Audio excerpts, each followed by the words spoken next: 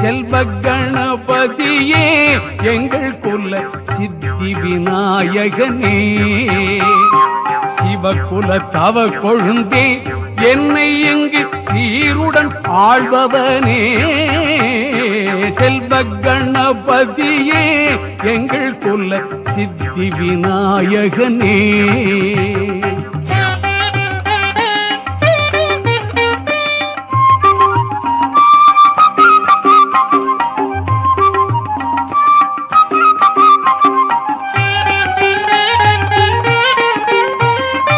ஆதிக்கும் காரணனே பிள்ளை முக ஆனந்த பூரணனே, ஆதிக்கும் காரணனே பிள்ளை முக ஆனந்த பூரணனே, கீதையை எழுதி தந்த வக்ரதுண்டி கீர்த்தி விநாயகனே.